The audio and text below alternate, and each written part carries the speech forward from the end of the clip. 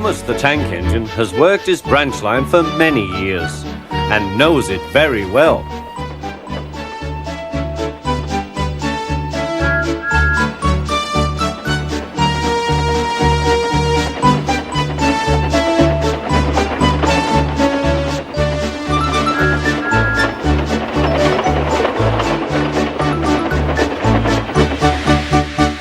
You know just where to stop, Thomas, laughed his driver. You could almost manage it without me. Thomas had become conceited. He didn't realize his driver was joking.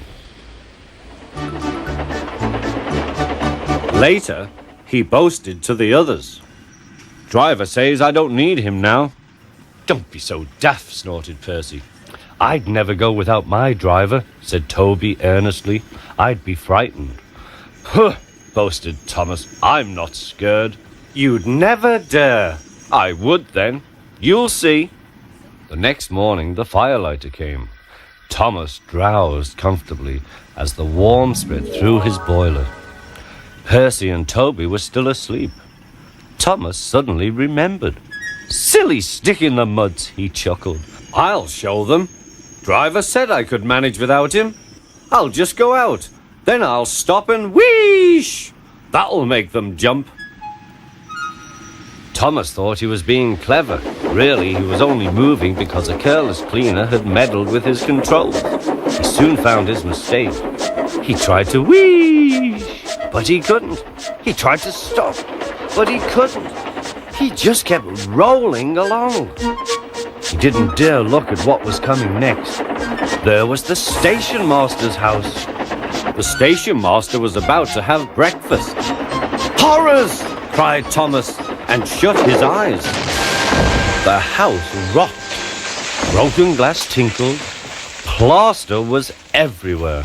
Thomas had collected a bush on his travels. He peered into the room through its leaves. He couldn't speak. The station master was furious. His wife picked up her plate.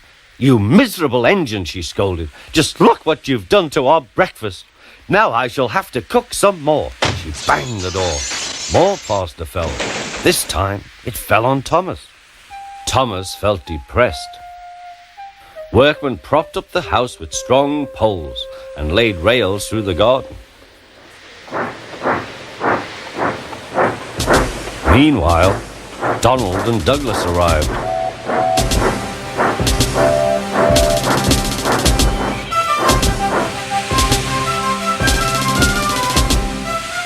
Don't fash yourself, Thomas.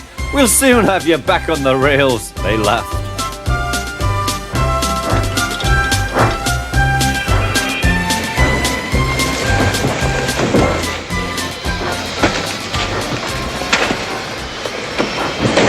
Donald and Douglas, puffing hard, managed to haul Thomas back to safety. Bits of fencing, the bush, and a broken window frame festooned his front, which was badly twisted. The twins laughed and left him.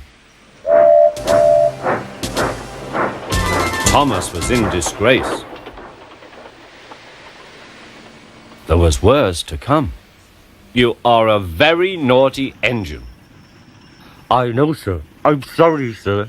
Thomas's voice was muffled behind his bush. You must go to the works and have your front mended. It will be a long job. Yes, sir. Meanwhile, a diesel rail car will do your work. The diesel, sir? Thomas spluttered. Yes, Thomas. Diesels always stay in their sheds till they are wanted. Diesels never gallivant off to breakfast in station masters' houses.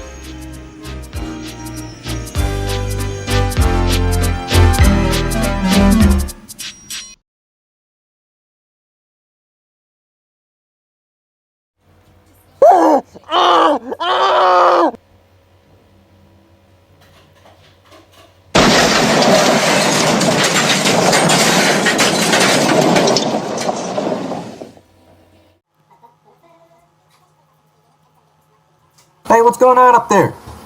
I can't. Ow! What the?